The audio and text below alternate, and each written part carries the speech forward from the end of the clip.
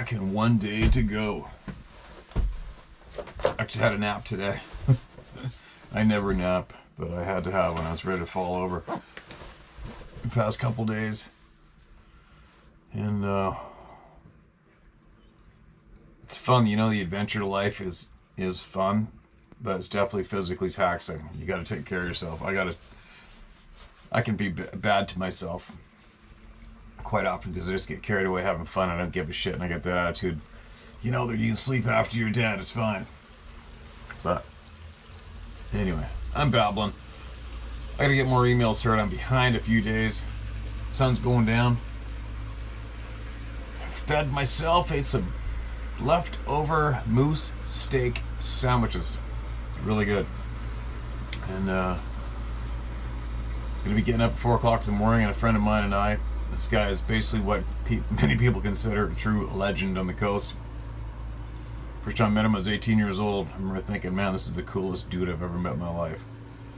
Guiding for salmon and halibut, guiding for tuna, and then going down to Mexico and guiding for marlin and tuna in the wintertime, and guiding hunting. So I remember thinking, holy shit, this guy's got it going on. Anyway, numerous years later, here we are. His boats, I don't know if you can see the boat over my shoulder or not. I can barely see the screen on this GoPro. And he asked me if I wanted to go tuna fishing tomorrow, and we're going. Should be good. I'm gonna make a big video of it too. It's 47 or 50 miles offshore one way. It's gonna be an adventure, and then I finally get to go home after that. Finally get to go home. I've been away for a little too long this time. Anyways, let's listen to what people want to share. It's titled My Stories. Steve, I've been listening to you for a couple years now. One of my favorite guiding stories you shared was the one where the shooter shot the grizzly that was chasing the moose. And the shooter turned and said, "I smoked him." And the grizzly started growling and roaring. Oh, well, yeah, that was a crazy experience for me, man. I've never had an up-close and personal encounter with a sabe like many have, but I have heard them. I also have a story and a picture that did happen with a separate subject you can share if you wish. I did share with David P. That'll be Dave Pilatus. Share if you wish. Only use my first name, please, and it's Corey. Gotcha, Corey. In 1986, I was at my grandparents' lake home. They lived on Baby Grand Lake in Twig or Saginaw, close to each other. Located roughly 30 minutes west, Miller Hill Mall in Duluth, Minnesota. Montana. I used to spend my summers there. One night at the kitchen table, window faces south. There was a light in the sky going over the lake, moving east to west. I don't remember what I said to my grandma, but we both saw it. I remember going outside with her, and she brought her camera. When the film got developed, this is the photo taken. When she showed me the picture, I was stunned. Not sure what it is, but it has a resemblance of some pictures others have taken of UFOs. This is the part that I can't figure out. My grandma insists I took the picture, but I swear she took the photo. The pic is getting worn, so I had it scanned at the print shop. Included is the original and blown-up copy, 35mm camera.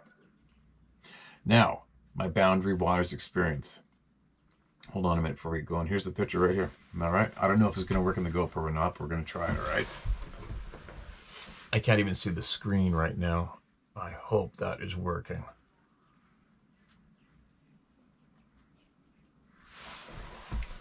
That's an interesting picture. It looks like a little galaxy. Weird. All right. Now, my Boundary Waters experience. It's 2019, and we're on a dad-daughter trip with a couple other dad-daughters from church. We're in the BWCA, camping on Horseshoe Lake. It was getting dark, and I walked to the water's edge looking south and heard in the distance a long yell. It had to be a mile or so away, and it lasted for 8 seconds. Later that same night, myself and another dad were talking around the campfire. There's another campsite across the lake from us, approximately 200 yards. The campers there had gotten back late to their site.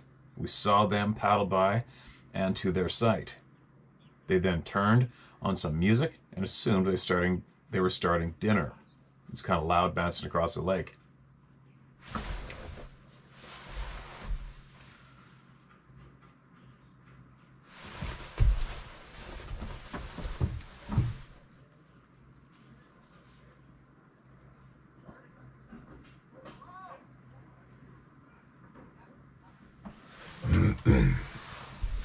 Lots of noises going on. I thought somebody was coming up behind me. Weird. Sorry.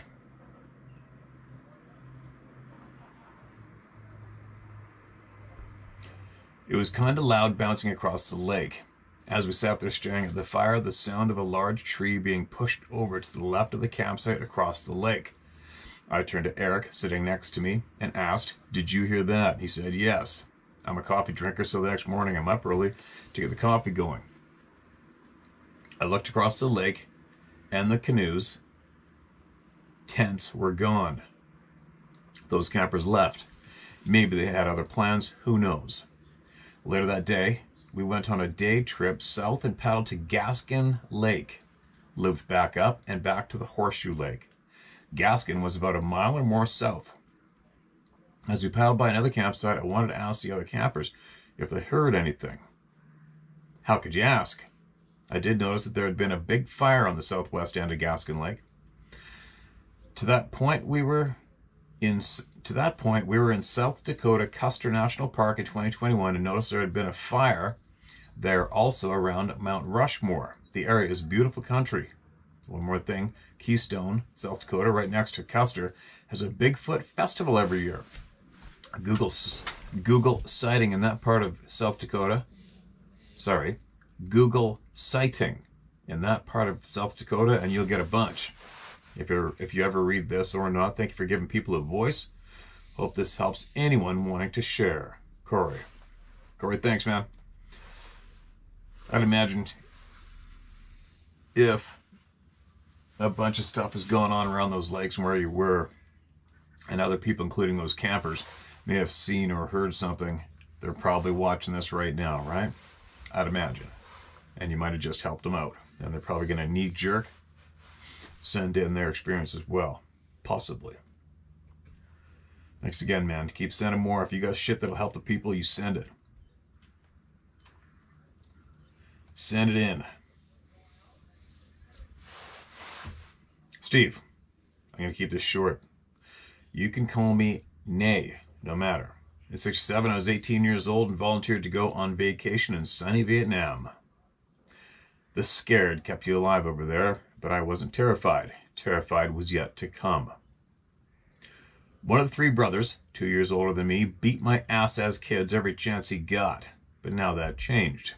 I forgave him, and we started coon hunting in the Ozarks together. About the third time going, we loaded the three tree and walkers, those are dogs, into the back of the truck and we went to the mountains. My brother didn't like guns after being accidentally shot and asked me to not take my Colt 44 mag handgun that night. Okay, I told him. I knew how he was about guns now. We got back there about 20 miles in the mountains and chucked them badass dogs, he said, out of my truck, and they were gone. We lit a smoke and I asked how long will it take for these badasses to tree. Well, 30 minutes had passed and all of a sudden these dogs were between our legs, tails under them. Well, that brought my attention. I either did or was going to say, "What the hell?" and then we heard it. I didn't know how to say Bigfoot, much less know about them. Something was walking around us from the direction the dogs came. My brother said, "Turn the light on and see." No shit. That damn thing is about 25 feet in the dark. Hell, I was already near to shit my pants. And if it looked like it sounded, I know. And if it looked like it sounded, I know I would have. You could tell by its breathing and walking all the way around us and a quarter mile back to the truck. I didn't need or want to see it. Well, years later, I found out about the folk monster. I knew it would be going back in the mountains. And Larry, my brother, never asked me not to bring my guns. and I did smell a bad odor, but I believe that was my brother done shit himself. The smell was still with us. And if have lied about any of this story, may all our kids be born naked. It's a true story. That's my story, and I've stuck to it for 50 years. God bless you all, and you be careful, Steve. Nay. There's another PS at the bottom. Steve, I got so fast I forgot to tell you this thing was walking on 2 feet as I was. He wasn't trying to hide anything from us. He sounded like an elephant walking on 2 feet. I don't think them badass dogs scared whatever it was a bit. But I know what breathing and bear growling sounds like, and a bear couldn't walk and run that far to the truck. And we didn't have to let the tailgate down for my brother's dogs. They were waiting on me and him in the truck. Maybe you can edit my forgetfulness in the story if you ever use it. But you be careful, Steve, and God bless. Appreciate you, man. I get it. I get it. And you know as well as I do. I don't know how long you've been listening to everybody speak here, but 100% of our experienced armed forces veterans have all said that their experience with these things far outclassed the terror that they experienced in battle. And meanwhile, people go whooping and banging on trees in the night, right? Careful what you ask for out there. Careful what you ask for. You be safe out there too, man. Appreciate you taking your time out to get a hold of us.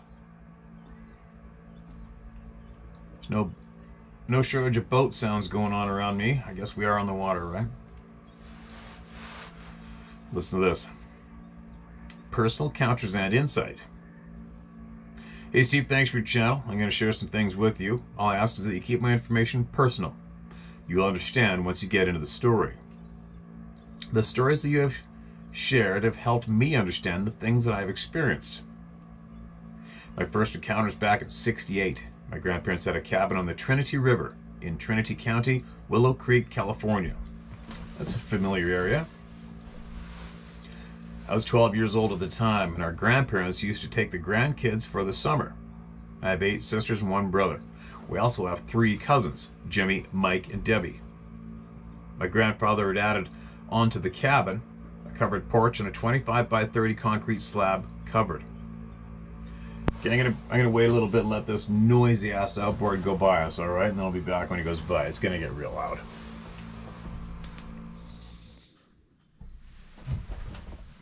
That was one noisy outboard. It's called an old Seagull outboard. They're ancient. Google them up. It's just a wide open exhaust. Sorry about that. Now I'm back. Where were we? My grandfather had added onto the cabin a covered porch and a 25 by 30 concrete slab covered. No walls. He had also made 3 large redwood picnic tables where we ate our meals. This is where all of us kids used to sleep. My grandmother slept out there also. At about 2 a.m., we were all awakened by what sounded like a herd of elephants running around our cabin. There was whooping and jabber. We were all pretty scared at the time. We got out of our beds and huddled around our grandmother, who slept pretty much in the center of the slab. My grandfather was sleeping in the cabin. He came out with a 30-30 and sat at the end of my grandmother's bed with all of us kids. At sunrise, he called our neighbors, who lived about a quarter mile away. A short time later, four grown men with rifles showed up. After talking for a couple of minutes, they all went out into the woods. About an hour later, they all came back in. At that point, we were allowed to go out in the woods where the men had gone. There was a stand of young 10 to 12 foot Douglas firs 4 to 6 inches across that had been snapped 5 to 6 feet high. The ends of the trees were tied together, all pointing to a common tree in the center. None of us kids were allowed to play in the woods that year, for obvious reasons. Insight. A large group of women stayed together for a period of time. We all began to cycle at about the same time. Being a hunter, I used pheromones to lure my prey. I think this is what lured the man of the woods in. Footnote. My grandfather was a retired lieutenant commander, Coast Guard. He had earned the Gold Life-Saving Medal. He was a good character. There was a total of 15 people that had experienced all this. All would testify to the same. 1974 I was 18 years old, road hunting out of Happy Camp, California. Ran across a black bear that stood up and walked across a logging road about 50 to 70 yards in front of us. It stood approximately 7 feet tall, black in color. It took him 3 strides to cross the road, then down over the embankment. On bear description, moving on to 1979, I've been working as an armed security agent and had an altercation with a drug cartel. Needless to say, my life became very complicated, and in order to keep my family and friends safe, I moved back to Northern California. Gold prices had moved from $30 an ounce to $300, and I reasoned that I should be able to make a living gold mining. Back in 1980, I was working on an 8-inch suction dredge on the Trinity River. One night, we were sitting with our feet in the water, drinking a little whiskey and making animal calls. Somehow, we got stuck on a coyote call. We just could not get it right. When in the back of us, about 50 feet, there were 3 or 4 of them. They were laughing at us. Needless to say, we sobered right up. I developed a process, prospecting, in which I would hike up ridge lines in wilderness areas, drop down into drainage systems, and prospect back to civilization. I've been contracted to prospect a drainage system that had not previously been mined. I would not have normally prospected this particular drainage system because it did not have the indicators. I brought 2 friends along with me, Scott and Gary. Gary had spent 2 years in Vietnam and was suffering from PTSD. We only found trace amounts of gold, not nearly enough to justify any mining operation. However, we did run across very large human footprints. The peat moss in the tracks were still springing back up when we came across them. Gary wanted to stay back in the drainage system to get his head straight. I tried to discourage him because of an eerie feeling I had. Everything was always dead quiet. No birds, no wildlife. Gary stayed behind only to show up at a friend's house a week later, totally freaked out. And this guy was a Marine recon. He must have walked 20 to 30 miles to get to where he found us. I eventually found a glory hole, which I worked for over 4 years. Keep in mind, this is way out. 19 miles of paved logging road, 14 miles of unimproved road, and 6 miles of hiking. This area was known as the Golden Triangle. There's a lot of illegal pot growing going on in this area.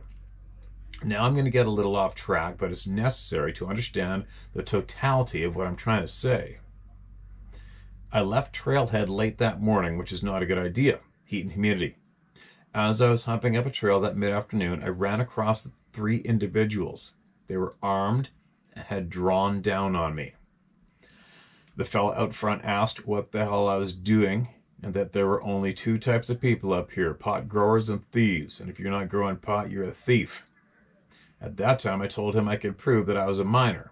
I had a little gold pouch on my front belt loop, that I had some gold nuggets in the pouch, and that my pack was full of mining tools.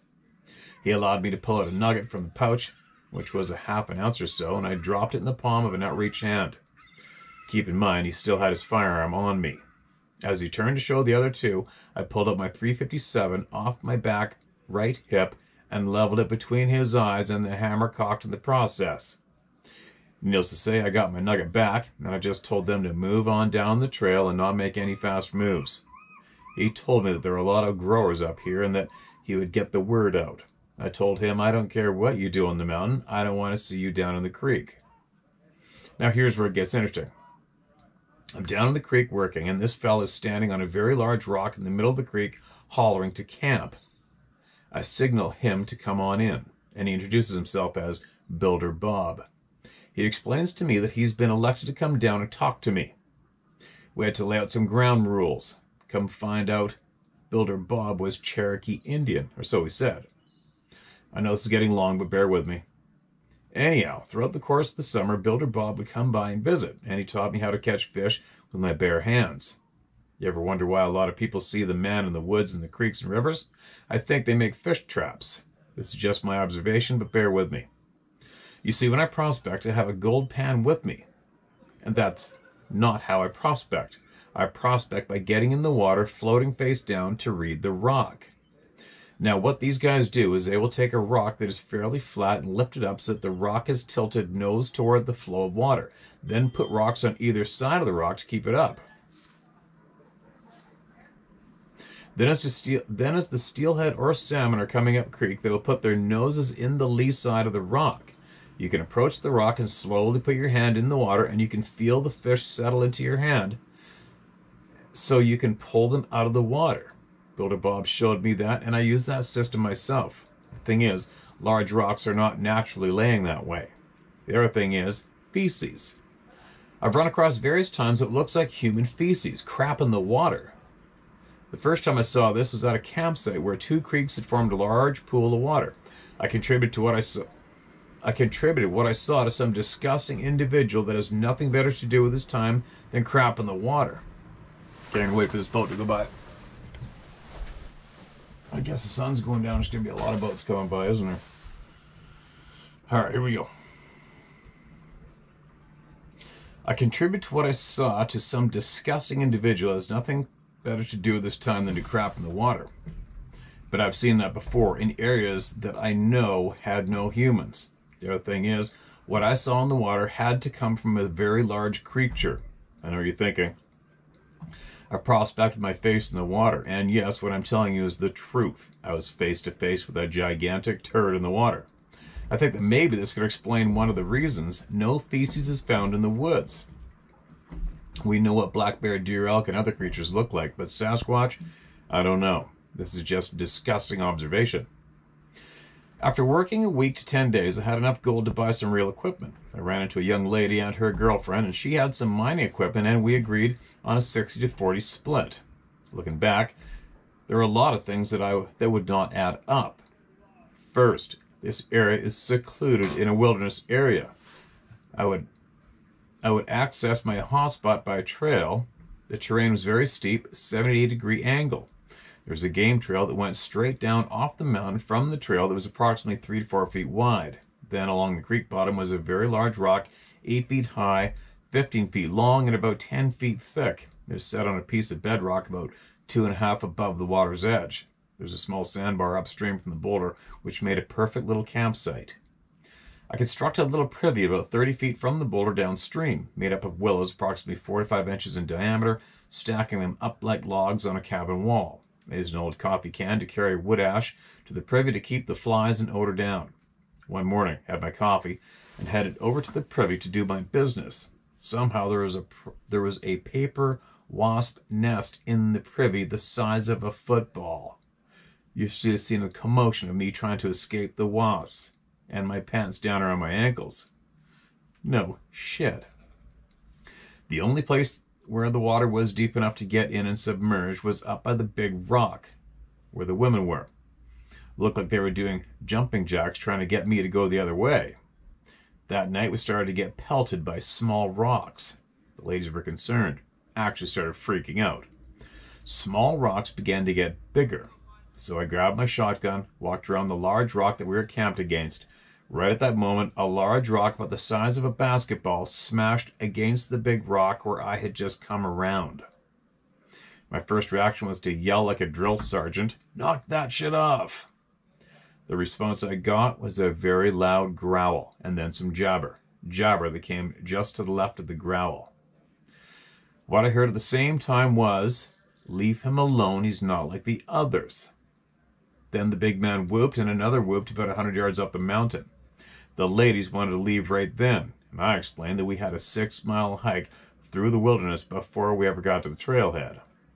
Needless to say, the following morning I gave them some gold and took them out of the country, never to be seen again. Now I set up 2 camps, one down by the creek where the big rock was, and one on the hillside with a southern exposure that would take the sunlight during the winter months. That fall in the upper camp I was by myself and had been for a while. I was stoking the campfire that night and had made an earth lounge chair that I was sitting in when there was a very large shadow that walked across that edge. Of that I would refer to as the twilight. Not close enough to see, but close enough to detect or to see the shadow move. This thing had moved 3 strides and had covered approximately 15 feet. I grabbed my shotgun, stood up, and ran to the edge of the twilight. There, standing before me, was a very large, hairy man. Just standing there, looking at me, about 4 feet away. Holy shit. 4 feet. It was like a standoff. We must have stood there for 10 or 15 minutes. That is like 16 lifetimes. I remember his eyes reflecting the light off the campfire. I finally said, "Peace be with you." Turned around and walked back to the campfire and sat down. Now, I've never experienced fear. In fact, just the opposite. I won't sleep in tent because they scare me. They offer no protection, and I cannot see through the walls. I can relate. I just used a bedroll. I had to develop a mindset where I would say to myself, I am the best and deadliest MFer out there, and I mean no harm. I used to do that all the time, too. From a young age, I used to do that. I've had a lot of animals in camp. They seem to sense that I mean no harm. I've never killed anything I did not intend to eat, and I've never taken an animal out of my camp. I'm now 65. I've been married for 36 years. I have 5 grandchildren and 21 grandchildren. My grandchildren will marvel the way wild animals, birds, deer, and elk will come to me. I don't like doing that anymore because they lose the fear of humans, particularly the deer and elk. Some wahoo on an ATV will swing by and kill them. I think someone who would kill a Sasquatch or a Bigfoot has committed murder and are scum of the earth. I think these beings are intelligent, that they display a sense of humor and tolerance, and that they have a sixth sense, which I think we have lost. That they are family groups and are independent and are dependent on each other. I believe they have ranges that interlock with other family pods. I do believe they will show aggression when put out or offended, and that, for the most part, the aggression is a bluff. I also have no doubt they will kill if one of them has been hurt or murdered, much the same way we would react if someone was to harm one of our family members. One more thing I feel I need to share. Remember, I told you I used to walk up ridge lines and drop down into the canyon and prospect my way out? One morning I woke up, put my pack together, and was wanting to prospect a particular canyon. As I was walking up the ridge, I came to a flat spot on a ridge line with a small creek on the right at the base of the sheer cliff. The ground was flat, but the roots of the trees had been exposed and almost looked polished. I started feeling really heavy, and it was everything that I could do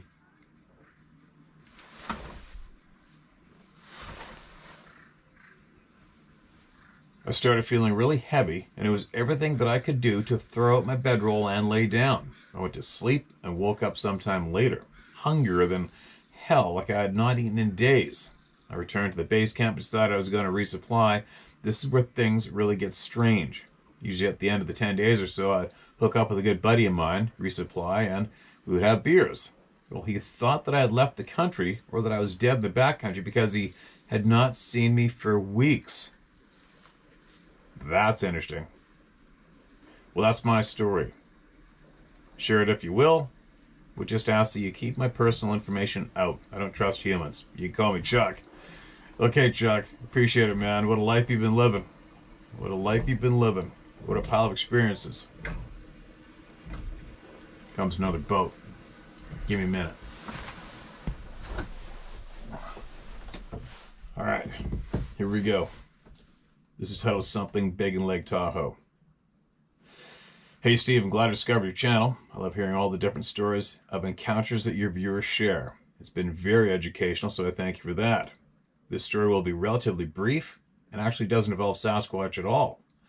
Thankfully, I've never had an encounter with one of these beings, but I spent a few years living in South Lake Tahoe in the Sierra Nevada mountain range on the border of California and Nevada, and I did witness some strange things. Okay, man. Thanks for the kind words. Here we go. Strange lights on the top of a mountain one time, and another on the 4th of July. One year I saw a light right on top of the water at night that I assumed was a boat, but was dead silent and traveled all the way from one side of the lake to the other, about 12 miles in under a minute. The story I want to share with you, though, happened on Lake Tahoe when I was very far from shore in my kayak. I used to love to paddle out for 45 minutes to an hour to where the water was perfectly still and silent. Crack a beer or two and just relax and enjoy the scenery. One very calm and quiet day with no wind, I was doing this and I heard splashing. This sounded like a dog chasing a stick in shallow water, only the water was over 1,000 feet deep where I was at. I initially thought that it must be a large fish breaking the surface of the water, but when I looked, I was stunned to see a massive snake or serpentine-like animal no more than 60 feet away from me, just barely breaching the surface of the water. Because it was mostly submerged, it was difficult to gauge its size, but its diameter looked to be as large as a big tree, maybe 5 or 6 feet across, and looked exactly like the videos I've seen of the Loch Ness Monster in Scotland. Not the ones where the head is out of the water looking like a dinosaur, but the ones where it just looks like a massive snake or anaconda just barely breaching the surface. That would make anybody shit themselves. Lake Tahoe has its own legend of a lake monster known as the Tahoe Tessie, but I was always just assumed this to be a myth. I still don't claim to know what I saw, but this thing was massive. I was in shock and awe when I saw it, and I wanted to grab my cell phone and film it, but I was frozen, just watching this thing pass me by and disappear into the distance. Then, not knowing where this thing was at, I started to panic and urgently started paddling back to shore, which was almost an hour away. That would have sucked. I tried to come up with a logical explanation for what I'd just seen and started researching large fish in Lake Tahoe. Sturgeon came to mind, but this thing was far bigger than any sturgeon. So I thought that maybe it was an optical illusion created by a large school of fish swimming in formation that resembled a serpent. Grasping for straws, I suppose, I could find any information of fish in Lake Tahoe that could do such a thing. It was definitely one animal, and it was absolutely huge. It's hard to estimate the length since it was mostly submerged, but it looked like it could have been anywhere from 25 to 60 feet long. Very impressive. I wish I could have seen more of it, and I'm kicking myself to this day for not getting it on film. My phone was inside a waterproof bag in the storage compartment of my kayak, and I would have had to have turned myself around to dig it out, and I didn't want to take my eyes off this thing for a second, because I was just dumbfounded by what I was seeing. No doubt, and I've kind of been there. Anyway, I know this isn't the kind of story people typically share on your channel, but I figured I would share it anyway, just in case one of your viewers have seen something similar. Maybe my account can reaffirm any sightings that anyone else may have had. And even if not, I think it's good to get these kinds of stories out to the people as well, so that we can all continue to find the missing pieces to this puzzle of life. Thanks, Steve, for what you do. Your honesty, integrity, and desire for the truth is really apparent. Your understanding of corruption on this planet is a breath of fresh air, since 90% of media and 100% of politicians cannot be trusted. I appreciate you creating a space where the voices of the people can be heard. We the people have all the power, but we must collectively wake up to the facts so that we can take back our power and put an end to the senseless wars, flat currency, and generational debt slavery. I'm actually writing a book about this currently. I feel a great awakening is on the horizon, and it humbles me to know how many people out there are starting to wake up. Anyway, have a great day, Steve. Keep empowering people and never give up hope. My name is Mike Wilson, and I don't care if you use my name. Sincerely, Mike Wilson. Mike, my man, thanks for sending that in, man. Appreciate it. Appreciate your time. And there has been a shit pile. You know, for the first time ever, as soon as you described at first what you first were seeing was I instantly thought, I wonder if there is actually maybe possibly an aquatic version of portals.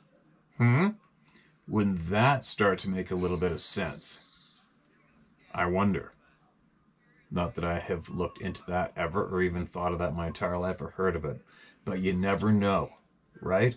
Because we have that same flavor animal or creature has been spotted off of Vancouver Island years ago, and for years wrote about in the newspaper. They called it the Cadborosaurus. And it was off of Cabral Bay. I remember that vividly.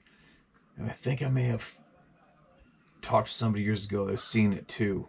And we also have another one being seen in the Okanagan, Lake Okanagan Lake, called the Ogopogo.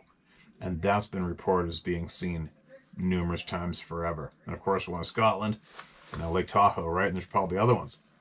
So, there's a little weird possibility to wonder about. Is there aquatic portals? Why wouldn't there be?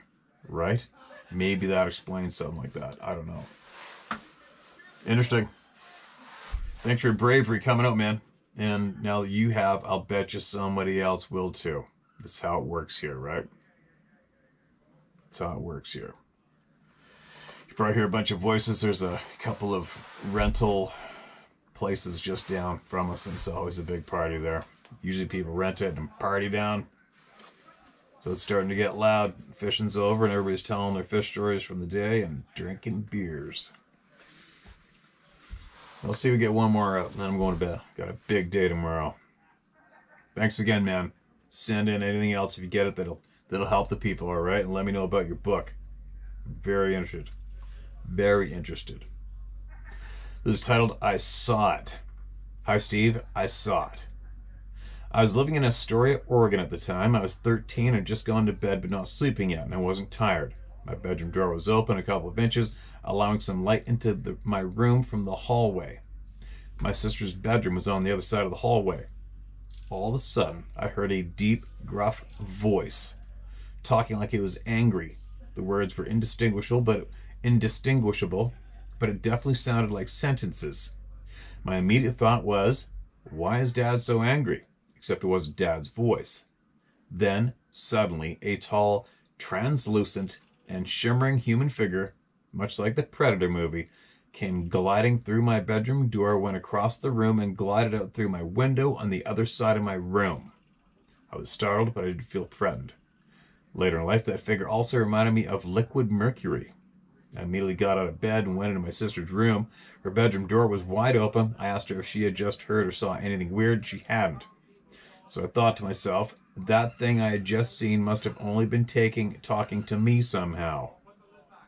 So I then ran downstairs to ask my mom and dad if they heard or saw anything unusual, as they were still awake in the living room, and they had not either.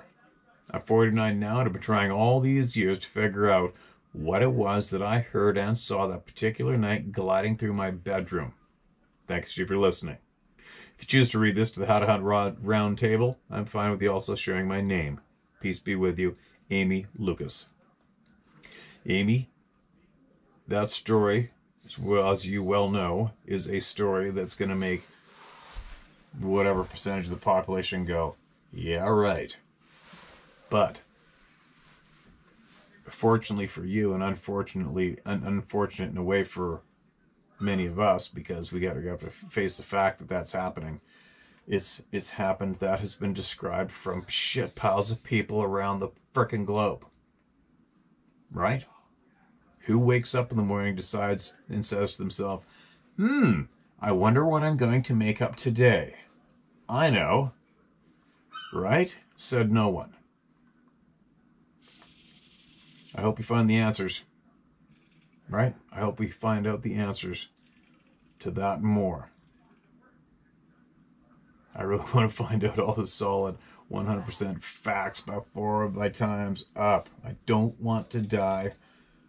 I just don't. We were talking about this the other day. I just do not want to die and possibly find everything and then go, oh no, you're serious? Are you really serious? They were doing that to us the whole time?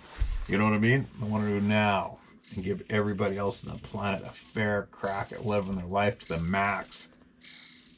Bullshit free, right? So much bullshit to cut through and erase from our existence. Anyway, it's bedtime. Sun's down. Tomorrow's going to be insane. There's only 2 of us. Apparently you need 3. And it's going to be... I got to run 8 lines, I think. Battling tuna all day long for half the day. We'll see what happens. I'm going to make a video of it, so I'll share with you guys the highlights anyway. And hopefully I'm home tomorrow night, finally. So keep emailing it in. ShareMyStory@howtohunt.com. Email it in, especially if it's going to help somebody. All right?